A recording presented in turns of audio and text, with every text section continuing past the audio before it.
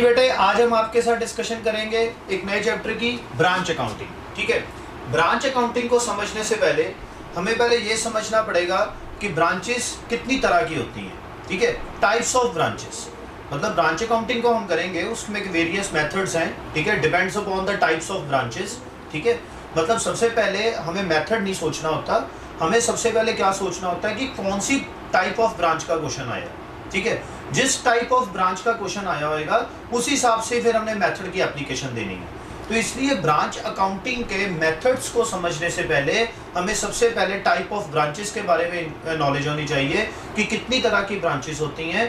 बेटे बेसिकली जो ब्रांचेस होती हैं वो तीन तरह की ब्रांचेस होती हैं। एक तो हमारी डिपेंडेंट ब्रांचेस होती हैं, ठीक है, एक हमारी बेटे होती हैं इंडिपेंडेंट ब्रांचेस, और थर्ड नंबर पे बेटे हमारी कौन सी ब्रांचेस हैं, foreign branches. There are three types of branches, dependent branches, independent branches और फॉरेन ब्रांचेस। ठीक है जी, अब डिपेंडेंट और इंडिपेंडेंट ब्रांचेस और फॉरेन ब्रांचेस होती कौन कौन सी हैं। देखो, डिपेंडेंट का मतलब क्या होता है, जो किसी के ऊपर डिपेंड हो। ठीक है, और डिपेंडेंट वो किसके ऊपर होएगी। बेसिकली सबसे पहले तो आप ये समझो कि अगर कोई ब्रांच है तो उसका कोई ना कोई हेड ऑफिस भी होएगा। ब्रांच का मतलब क्या होता है, एक शाखा, जैसे एक ट्री होता है। ठीक है, तो ट्री की एक रूट होती है, तो रूट के साथ वो शाखा चलती है, तो शाखा कई शाखाएं निकलती हैं, उसमें से कई ब्रांचेस होती हैं। वैसे ही बेटे एक हेड ऑफिस होता है, उसकी कई ब्रांचेस होती हैं। जैसे जैसे आपका बिजनेस डाइवर्सिफाई होता है, ठीक है, एक वर्ड हमारे बिजनेस स्टडीज का होता है एक्सपेंशन, एक वर्ड हमारे बिजनेस स्टडीज का होता है डाइवर्सिफिकेशन। तो जब आप डाइवर्सिफिकेशन करते हो, डाइवर्सिफिकेशन का मतलब क्या होता है, जब आप ज्योग्राफिकल लिमिट्स को क्रॉस करते हो। ठीक है, आज हमारी ब्रांच फॉर एग्जांपल अमृतसर में है। ठीक है, हेड ऑफिस भी मान के चलो हमारा अमृतसर में है। मैंने एक नई ब्रांच ओपन की है अमृतसर में। ठीक है, कल को हम ज्योग्राफिकल लिमिट्स को और स्कैन करना चाहते हैं तो मैं अपनी एक ब्रांच ओपन करूंगा जलंधर में, फिर मैं एक ब्रांच ओपन करूंगा लुधियाना में, फिर मैं एक ब्रांच ओपन करूंगा होशियारपुर में, फिर एक ब्रांच ओपन करूंगा पटियाला में, ठीक है ना, न्यू दिल्ली में, ठीक है, ऐसे ऐसे मुंबई में। तो जैसे जैसे आपकी वो ब्रांचेस इंक्रीज होती हैं तो आप ज्योग्राफिकल लिमिट्स को बेटे क्रॉस करना शुरू करते हो और आपके बिजनेस में सेल्स इंक्रीज होनी शुरू हो जाती है, और सेल्स के साथ फिर प्रॉफिट अपने आप ही इवेंट जो होते हैं वो अराइसिस होने शुरू हो जाते हैं। ठीक है, मतलब जब आप ज्योग्राफिकल लिमिट्स को ज़्यादा से ज़्यादा क्रॉस स्कैन करना चाहते हो तो आपके पास ऑप्शंस होती हैं, या तो आप ब्रांचेस की तरफ मूव कर जाओ, क्लियर हो रही चीज, अपना ही यहाँ पे एक यूनिट ओपन करो, that is a branch, clear हो रही चीज, या बेटे आपके पास ऑप्शंस होती हैं कि आप किसी कंसाइनी वगैरह को अपॉइंट करो, जिसको हम कंसाइनमेंट अकाउंटिंग के चैप्टर में आपके साथ डिस्कशन करेंगे कि कंसाइनमेंट बिजनेस कर लो, आप अपना एक कोई एजेंट बैठा लो जिसको हम एजेंसी बोलते हैं। ठीक है ना, मतलब there are the various ways to organize the activities of the business in the geographical areas, clear हो रही चीज, which is commonly known as the diversification of the business to earn the economic objective of the business, that is profit earning। clear हो रही चीज, profit को कमाने के लिए हम कई तरह के अपने जो रोल्स होते हैं, कई तरह के हम ऑल्टरनेटिव्स को चूज करते हैं जिससे हमारे बिजनेस का प्रॉफिट क्या हो, इंक्रीज हो। ठीक है, मतलब मैं आपको ये बोल रहा था कि अगर एक ब्रांच है तो उसका कोई ना कोई क्या होता है, हेड ऑफिस होएगा। ठीक है ना, तो इसका मतलब ये है कि कुछ ब्रांचेस ऐसी होती हैं जो अपने अकाउंट्स खुद नहीं बनाएंगी, उनके सारे अकाउंट्स कहाँ पे प्रिपेयर होंगे, हेड ऑफिस में। जरूरी चीज, जैसे मैं आपको एक एग्जांपल लेता हूँ, आपने देखा होगा कि रिलायंस फ्रेश के कितने स्टोर्स हैं हमारे इंडिया में। ठीक है, रिलायंस फ्रेश हो गया, या फॉर एग्जाम्पल ईजी डे हो गया, ठीक है, इसके कितने स्टोर्स होते हैं।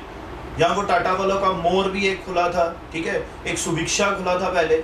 मतलब ये जो रिलायंस फ्रेश हैं या इजी डेज हैं, इनके जो इतने स्टोर्स हैं, कभी आपने जाके देखा होगा कि इनके जो स्टोर्स हैं उनके अंदर कोई अकाउंटिंग डिपार्टमेंट है, नहीं होता बेटे।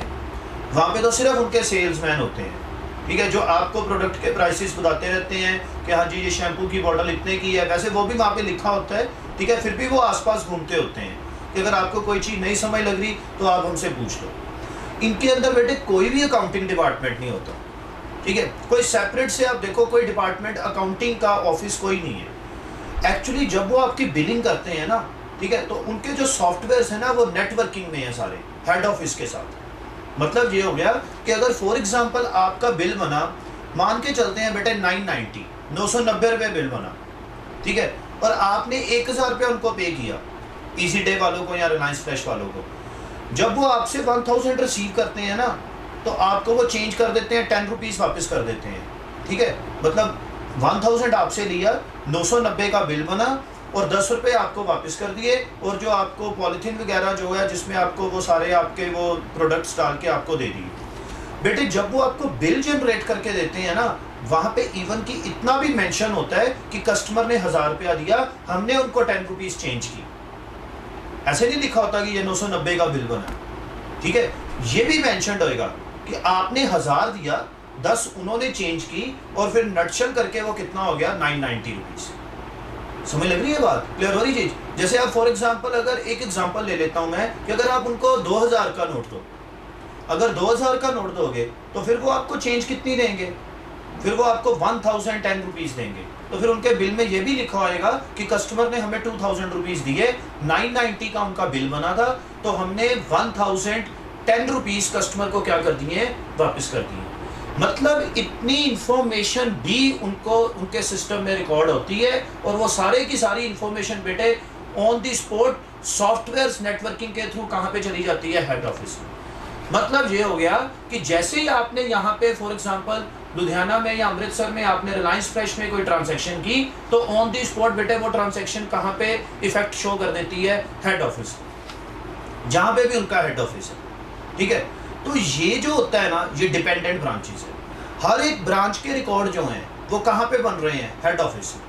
हेड ऑफिस को एक एक मिनट के बाद मालूम है कि कौन सी ब्रांच में कितनी सेल हो रही है, कौन सी ब्रांच में कितनी सेल है। इवन की हेड ऑफिस के रिकॉर्ड्स में इतना कुछ मेंशन्ड है कि अब ये ब्रांच के अंदर इतना स्टॉक रह गया, अब ये ब्रांच के अंदर इतना स्टॉक है, लुधियाना ब्रांच में ये स्टॉक रह गया, अमृतसर ब्रांच की ये सेल हुई है, अमृतसर ब्रांच का ये स्टॉक रह गया, न्यू दिल्ली के करोल बाग में जो रिलायंस फ्रेश की ब्रांच है उसमें इतनी सेल हो गई और इतना स्टॉक रह गया, और इतना स्टॉक और गया, इतना स्टॉक सेल हो गया, इतना स्टॉक क्लोजिंग अभी पड़ा है।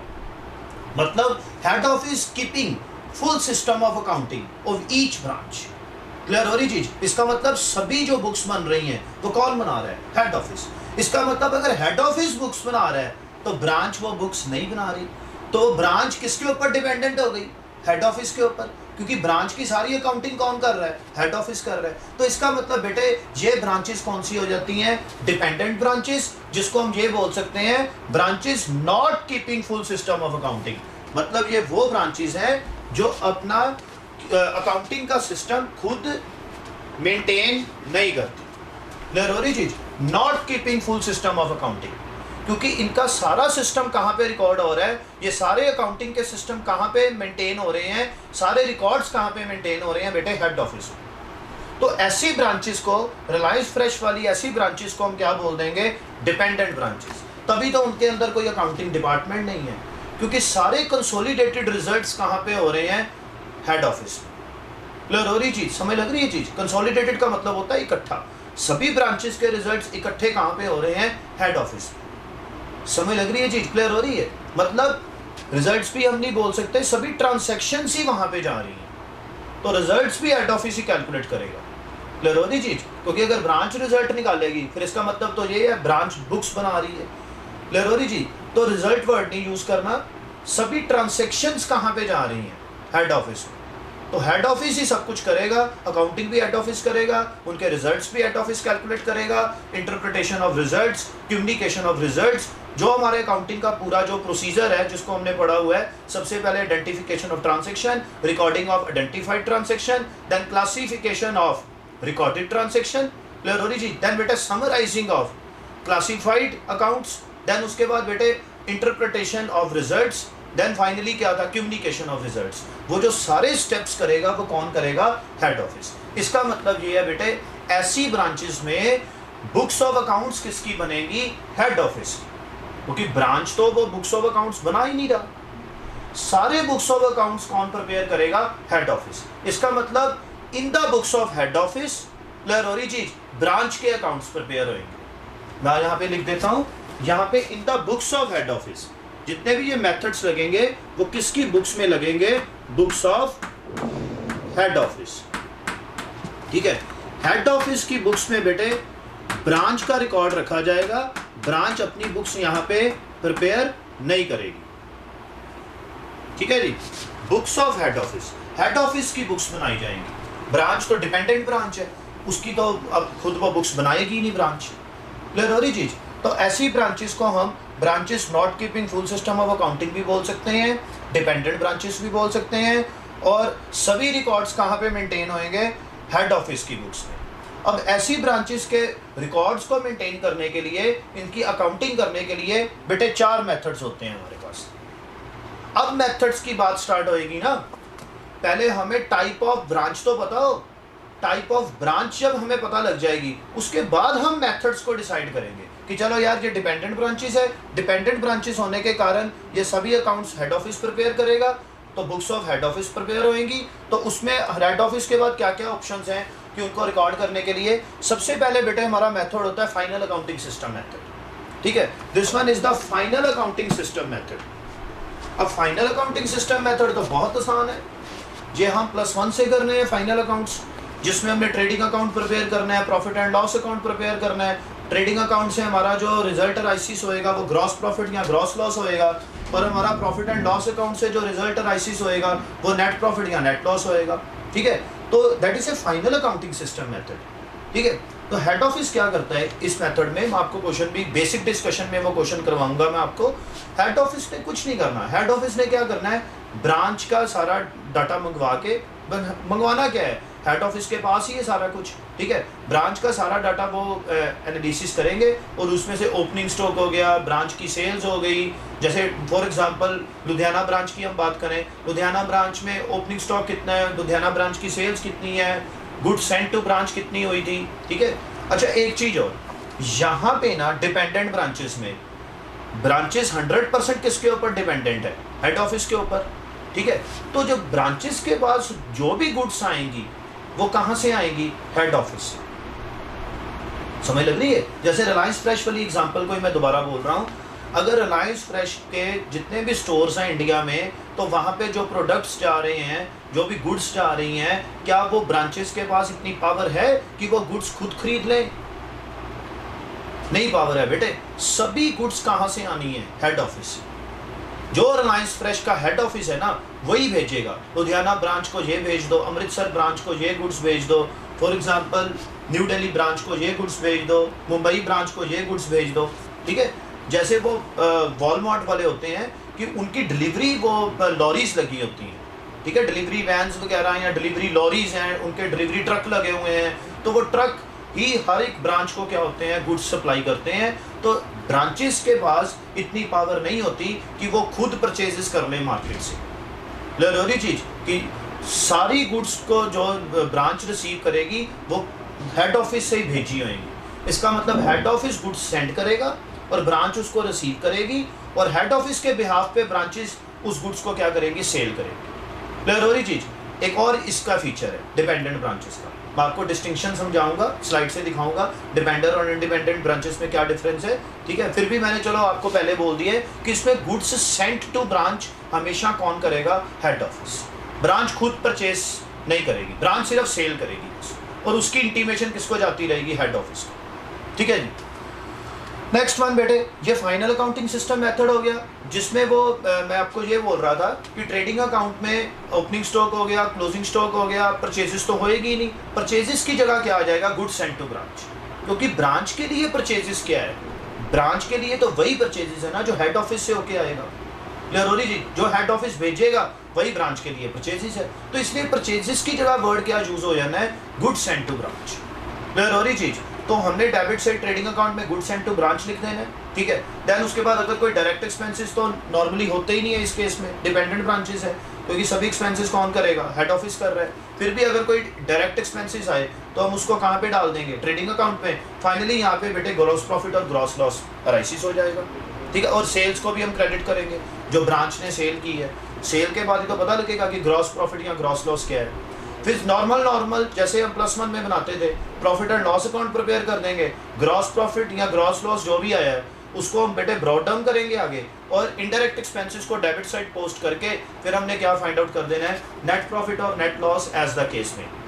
मतलब ये फाइनल अकाउंटिंग सिस्टम ना कोई नया मेथड नहीं है, ये फाइनल अकाउंटिंग जैसे आप फाइनल अकाउंट फाइनेंशियल स्टेटमेंट्स बनाते थे +1 में 11th स्टैंडर्ड में, वैसे ही ये प्रिपेयर हो, ठीक है। फिर भी हम इसका क्वेश्चन करेंगे, ठीक है। क्वेश्चन तो हमने सभी के करने हैं, ठीक है, पर इसका मैं आपको फिर भी वो बेसिक डिस्कशन में डिस्कस कर दूंगा। नेक्स्ट वन बेटा, सेकंड मेथड जो होता है वो डेटर्स मेथड। अब ये डेटर्स मेथड को समझो जरा, ये डेटर्स मेथड क्या चीज़ है बेटे। एक चीज़ पहले आप ये समझो कि जो हेड ऑफिस और ब्रांच का आपस में रिलेशन है ना, वो हमेशा ना डेटर क्रेडिटर का है। जैसे मैं इसको समझाने से पहले ना आपके साथ एक डिस्कशन करता हूँ। फॉर एग्जांपल कि आप मेरी ब्रांच है, ठीक है, मैं हेड ऑफिस हूँ। मैंने आपको फॉर एग्जांपल कि कुछ प्रोडक्ट्स भेजे हैं, फॉर एग्जांपल 10,000 रुपीज़ के, और मैंने आपको बोला कि ये 10,000 की गुड्स ना आप मार्केट में सेल कर देना फॉर एग्जांपल 15,000, ठीक है। अच्छा, जब मैंने आपको ये 10,000 की गुड्स भेज दी, आप बैठे हुए फॉर एग्जांपल न्यू दिल्ली में, ठीक है, मैं बैठा हूँ अमृतसर में, मैंने अमृतसर से 10,000 की गुड्स आपको न्यू दिल्ली भेज दी, ठीक है। तो जैसे ही गुड्स आपको रिसीव होएंगी, अब मेरी बात को ध्यान से सुनना, मेरे सेंड करने पे रिलेशन नहीं बनेगा। मैंने अगर गुड्स को सेंड किया ना तो तब रिलेशन नहीं है। जैसे ही गुड्स आपको रिसीव हुई 10,000 की, ठीक है, तो इसका मतलब ये है कि मैंने ये गुड्स अपनी ब्रांच को भेज दी है न्यू दिल्ली में, तो अब मैंने अपनी ब्रांच से ये 10,000 की गुड्स के अगेंस्ट पैसे रिसीव करने हैं। मतलब ये हो गया कि जैसे हम किसी को क्रेडिट सेल करते हैं तो क्रेडिट सेल वाला पर्सन मेरा क्या बन जाता है, कस्टमर क्या बन जाता है, डेटर बन जाता है। वैसे ही ब्रांच को मैंने गुड्स भेजी, अब मेरे लिए ब्रांच क्या बन जाएगी, डेटर। मतलब फॉर द टाइम बीइंग मैंने 10,000 की गुड्स ब्रांच को भेज दी है, और ब्रांच मेरे लिए, मेरे पॉइंट ऑफ व्यू से, हेड ऑफिस के पॉइंट ऑफ व्यू से, जो ब्रांच है वो मेरा डेटर बन गई है कि मैंने 10,000 की गुड्स आपको भेज दी है, अब मैंने आपसे 10,000 रुपया ये लेना है। मतलब ये हो गया, चाहे आप अभी सेल करो चाहे ना सेल करो, ये अभी रेलिवेंट नहीं है। चाहे आप सेल करो चाहे आप ना सेल करो, फॉर द टाइम बिंग आप, मैंने आपसे 10,000 रुपया लेना है क्योंकि मैंने आपको 10,000 की गुड्स भेज दी है, ठीक है जी, ठीक है। अभी सेल करके और बड़ा हम डिस्कस करेंगे कि अगर आपने सेल कर दी तो तब क्या सीन होएगा। पहले आप इस चीज़ को समझो कि मैंने 10,000 की गुड्स आपको भेजी, ठीक है, और इसका मतलब ये है कि मैंने आपसे 10,000 लेना है। इसका मतलब ये है बेटे, हेड ऑफिस के लिए ब्रांच हमेशा क्या होती है, डेटर, क्योंकि हेड ऑफिस ने हमेशा अपनी ब्रांच से पैसे लेने होते हैं। क्लियर हो रही चीज। और ब्रांच के लिए हेड ऑफिस क्या होता है, क्रेडिटर, और ब्रांच ने अपने हेड ऑफिस को ये पैसे देने ही होते हैं। पर हम बेटे ब्रांच के पॉइंट ऑफ व्यू से नहीं सोचेंगे। क्यों नहीं सोचेंगे, क्योंकि ब्रांच बुक्स ही नहीं बना रही, क्योंकि ये कौन सी ब्रांचेस हैं, डिपेंडेंट ब्रांचेस है, सभी बुक्स कौन मेंटेन कर रहा है, हेड ऑफिस। तो इसलिए हेड ऑफिस के पॉइंट ऑफ व्यू से सोचा जाता है कि उसके पॉइंट ऑफ व्यू से ब्रांच क्या है, उसके पॉइंट ऑफ व्यू से बेटे ब्रांच क्या है, डेटर। क्लियर हो रही चीज। अब आपने वो 10,000 की गुड्स को कितने का सेल करना है, 15,000 में। अगर आप 15,000 का सेल कर देते हो, ठीक है, तो इसका मतलब ये है अब आप मेरे डेटर बन गए 15,000 के, कि आपने मेरे बिहाफ पे कस्टमर से, एक्चुअली तो वो मेरा कस्टमर ही है ना हेड ऑफिस का, आपने मेरे बिहाफ पे मेरे कस्टमर से 15,000 रुपया ले लिया। इसका मतलब ये है कि मैंने आपसे 15,000 रुपया लेना है, अब 10 नहीं लेना। जब तक आपने सेल नहीं की थी तब तक मैंने आपसे 10,000 लेना था। जैसे ही आपने गुड्स को सेल किया, अब मैंने आपसे 15,000 लेना, वो 5,000 का प्रॉफिट भी तो मैंने आपसे लेना है ना। क्लियर हो रही चीज। तो अब इस केस में जब आप सेल कर दोगे तो आप मेरे लिए डेटर कितने का बन जाओगे, मतलब हेड ऑफिस के लिए ब्रांच डेटर कितने का बन जाएगी, 15,000 रुपीज का। जब तक आप नहीं सेल कर रहे तब तक आप मेरे डेटर हो 10,000 रुपए के। जैसे ही आपने सेल किया तो जितने का आपने सेल किया आप उस हिसाब से मेरे 15,000 के क्या बन जाओगे, डेटर। इसका मतलब मैंने आपसे 15,000 रुपया अब रिसीव करना है, क्योंकि आपने मेरे कस्टमर से 15,000 रिसीव किया हुआ। अब रिलायंस फ्रेश वाले हैं, सारे इंडिया में वो सेल करने हैं अपने वो आउटलेट्स के थ्रू, या उनके जो बने हुए हैं शॉप्स बनी हुई हैं, या जो उनके फॉर एग्जांपल आउटलेट्स बने हुए हैं, ठीक है। तो जो उनकी जो ब्रांचेस खुली हुई हैं, जैसे जैसे वहाँ पे सेल हो रही है तो वो सारा पैसा सेल का इकट्ठा करके किसको भेजना होगा, हेड ऑफिस को। और बेटे जब ब्रांच हेड ऑफिस को पैसे भेजती है ना, तो इस यहाँ पे हमने वर्ड यूज करना होता है रेमिटेंस, कि remittance of cash by branch to head office. मतलब ये हो गया कि आपने अगर वो गुड्स 15,000 की मेरी सेल की, 15,000 रुपया अब आपके पास आ गया, बेसिकली वो आपका पैसा नहीं है, वो आपने मेरे को क्या करना है, रेमिट करना। तो यहाँ पे हमने वर्ड क्या यूज करना है, रेमिटेंस। क्लियर हो रही चीज? मतलब जो जो ब्रांच के पॉइंट ऑफ व्यू से हेड ऑफिस को रिसीव होता रहेगा, क्लियर हो रही चीज, तो वहां पे वर्ड क्या यूज हो जाना है, रेमिटेंस। वो ये भी हो सकता है कि आप मेरे को पे करो, ठीक है, या ऐसा भी हो सकता है आपने जिस कस्टमर को सेल की, ठीक है, 15,000 की सेल की, वो कस्टमर ने सीधा हेड ऑफिस के अकाउंट में ही पैसे डिपॉजिट करवा दिए, ऑनलाइन ट्रांजैक्शन कर दी, ठीक है। ऑनलाइन ट्रांजैक्शंस का आजकल जमाना है, ठीक है, डीमोनेटाइजेशन के बाद तो ऑनलाइन ट्रांजैक्शन हुई, डिजिटल इंडिया का कॉन्सेप्ट लग गया, सीधा पैसे कहाँ पे आ गए, हेड ऑफिस की बुक्स में ही, सीधा हेड ऑफिस के अकाउंट में बेटे पैसे रिसीव हो गए। तो अब ये पैसा directly paid by branch debtors to head office हुआ। तो यहां पे भी वर्ड क्या यूज होएगा, रेमिटेंस। मतलब बेसिकली वो पैसा आपको भी रिसीव हो सकता था, आप फिर मेरे को देते। एक रूट तो ऐसे बन सकता, जरूरी चीज, या रूट ऐसे भी हो सकता था, रूट कोई होता ही ना बीच में, सीधा ब्रांच का डेटर जिसको आपने सेल की, उसने सीधा हेड ऑफिस के अकाउंट में पैसे डिपॉजिट करवा दिए, ठीक है। तो ये भी दोनों वर्ड्स जो है रेमिटेंस, दोनों वर्ड्स को अगर मतलब यहाँ पे तो ये बोला जाएगा ना, इस वर्ड को अगर मैं प्रोनाउंसिएशन करूँ, cash directly deposited by branch debtors in the head office, directly paid by branch debtors to head office, इसके लिए ये वर्ड यूज हुआ। आपने अगर मेरे को पैसा दिया, आपके लिए ये वर्ड यूज हो सकता है, cash paid by branch to head office, जरूरी चीज। पर ये दोनों वर्ड्स को अगर एक ही वर्ड में खत्म करना हो तो बोला जाएगा रेमिटेंसेस बाय ब्रांच या रेमिटेंसेस फ्रॉम ब्रांच। जरूरी चीज कि ब्रांच से हमें रेमिटेंसेस कितनी आ चुकी है। मतलब रेमिटेंसेस एक ऐसा वर्ड है कि ब्रांच के पॉइंट ऑफ व्यू से, चाहे ब्रांच हमें पैसा दे, चाहे ब्रांच का डेटर हमें सीधा पैसा दे दे, तो दोनों के लिए वर्ड क्या यूज हो रहा है, रेमिटेंस। क्लियर हो रही चीज? जैसे जैसे हेड ऑफिस को पैसा रिसीव होता रहेगा ना ब्रांच के पॉइंट ऑफ व्यू से, ब्रांच के इन रिस्पेक्ट ऑफ ब्रांच, जैसे जैसे हेड ऑफिस पैसा रिसीव करता रहेगा, चाहे हेड ब्रांच पे करे, चाहे other than branch cash sales हो जाए, चाहे directly deposited by branch debtors हो जाए, तो सबके लिए वर्ड क्या यूज हो रहा है, रेमिटेंस। क्लियर हो रही चीज? मैं आपको बेटे ये समझा रहा था कि बेसिकली हेड ऑफिस और ब्रांच का जो रिलेशन है वो डेटर क्रेडिटर का है, पर हम बुक्स किसकी बना रहे हैं, हेड ऑफिस की। तो इसलिए हेड ऑफिस के पॉइंट ऑफ व्यू से सोचा जाएगा कि उसके लिए ब्रांच क्या है, उसके लिए ब्रांच डेटर है। तो इसलिए ये अपना मेथड का नाम क्या हो गया, डेटर्स मेथड। इसलिए बेटे इसको हम बोलते हैं डेटर्स सिस्टम। क्लियर हो रही चीज? आप सोचो क्रेडिटर्स सिस्टम मेथड क्यों नहीं बना, अगर डेटर मेथड बना तो क्रेडिटर मेथड क्यों नहीं बना? क्रेडिटर मेथड बेटे इसलिए नहीं बना क्योंकि ब्रांच अपनी बुक्स ऑफ अकाउंट्स यहाँ पे प्रिपेयर ही नहीं कर रही, तो फिर ब्रांच के पॉइंट ऑफ व्यू से तो सोचा ही नहीं जाएगा। जरूरी चीज, हाँ ये जरूर है कि ब्रांच के पॉइंट ऑफ व्यू से हेड ऑफिस है क्रेडिटर ही, पर ब्रांच की बुक्स नहीं ना बन रही, ब्रांच तो 100% डिपेंडेंट ब्रांचेस है। तो इसलिए हमने ब्रांच के पॉइंट ऑफ व्यू से नहीं सोचना, हमने हेड ऑफिस के पॉइंट ऑफ व्यू से सोचना है। तो हेड ऑफिस के पॉइंट ऑफ व्यू से हम सोचेंगे तो डेटर मेथड ही बोला जाएगा। इसलिए बेटे डेटर मेथड बना, क्रेडिटर मेथड नहीं बना। यहां तक का आपको कॉन्सेप्ट क्लियर होना चाहिए कि डेटर मेथड क्यों है, क्रेडिटर मेथड क्यों नहीं है। होपफुली बेटे आपको समझ लग गई है, ठीक है।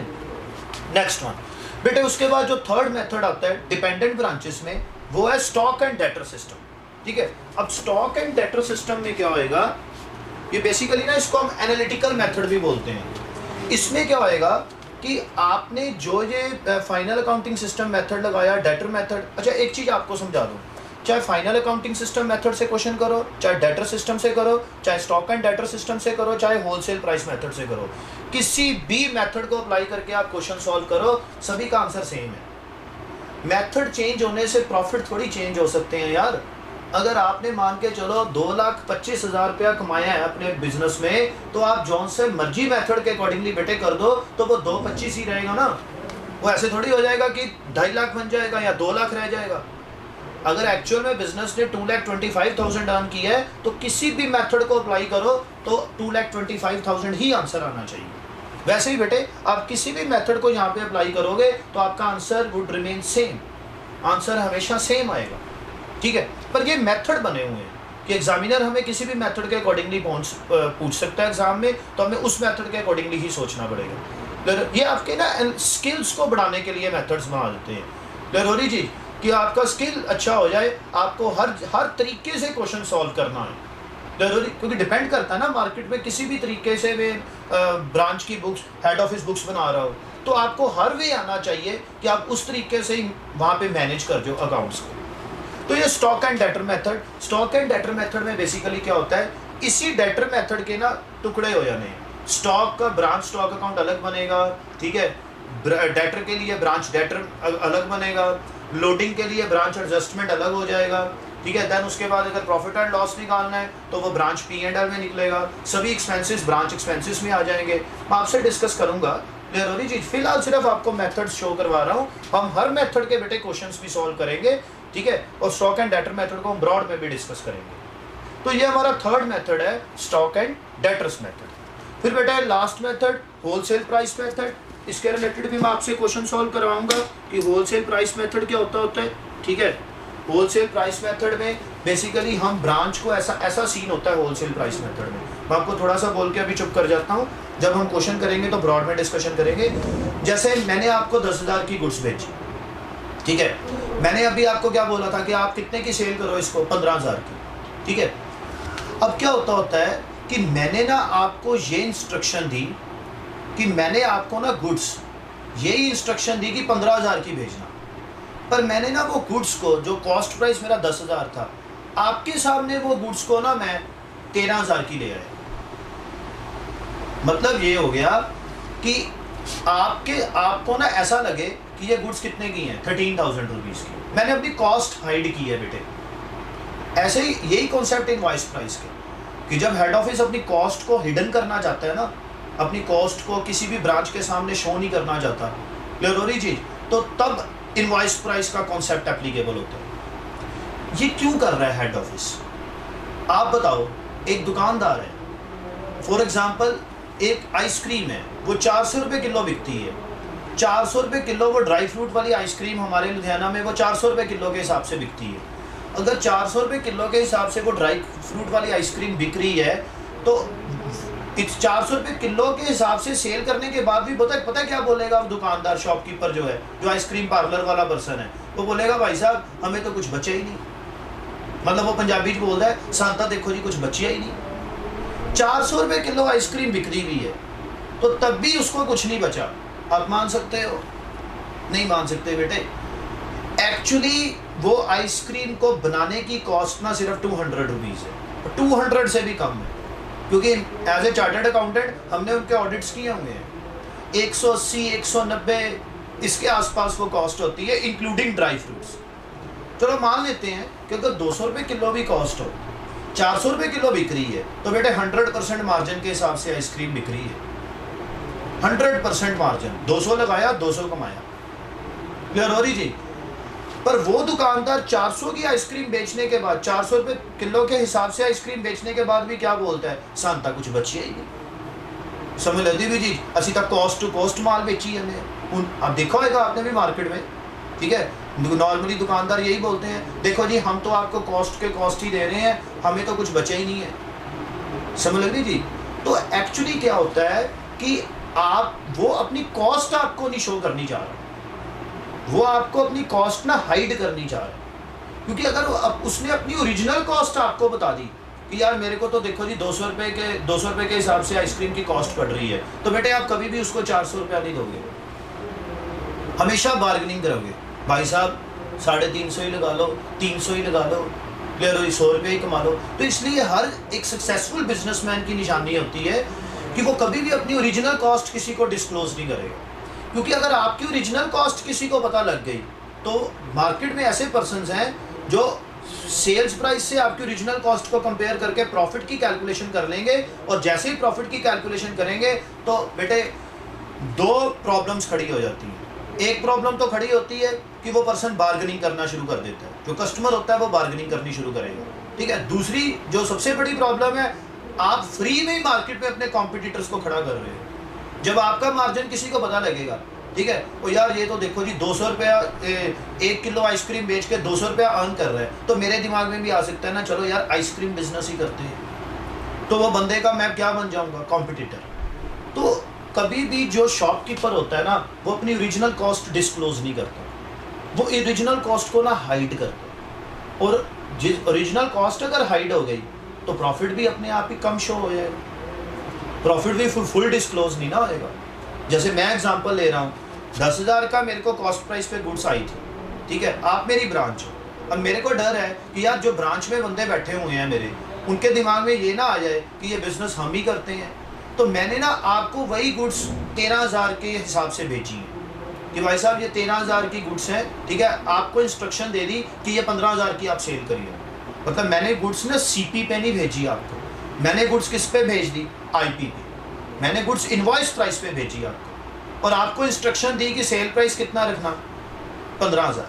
अब आपके दिमाग में क्या आया कि 13,000 की गुड्स हैं, 15,000 की सेल करेंगे तो कितना प्रॉफिट अर्न करेंगे, 2,000।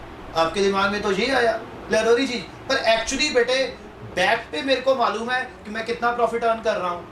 आप तो ये सोच के बैठे हो, मेरे ब्रांच में जो सारे बंदे काम कर रहे हैं, जो मेरे सारे अपने मेरे एम्प्लॉइज़ हैं, उनको तो ये शो हो रहा है कि यार ऑर्गेनाइजेशन तो सिर्फ कितने पैसे कमा रही है, 2,000 के कारण हम इतना कुछ नहीं करेंगे। उनके दिमाग में आ ही नहीं सकता कि वो आपके कंपटीशन में बिजनेस खड़ा कर ले। क्लियर हो रही चीज़, समझ लग रही है? क्योंकि उनके सामने उनका कॉस्ट प्राइस कितना आ रहा है, 13,000, और सेल कितने की कर रहे हैं, 15,000 की। उनके सामने प्रॉफिट डिस्क्लोज कितना हुआ, 2,000। पर बेटे एक्चुअली हेड ऑफिस को मालूम है कि प्रॉफिट कितना है, 5,000, क्योंकि सीपी कितना है, 10,000। गुड्स कितने की बिकनी है, 15,000 की, तो 5,000 हेड ऑफिस ने कमाया। ये हेड ऑफिस को मालूम होएगा, पर हेड ऑफिस ये किसी को डिस्क्लोज नहीं करेगा। क्लियर हो रही जी? बाहर वालों के सामने, ब्रांचेस वालों के सामने, कस्टमर को तो छोड़ो, कस्टमर को तो कुछ मालूम ही नहीं है, ब्रांच के सामने प्रॉफिट कितना डिस्क्लोज हुआ, 2,000।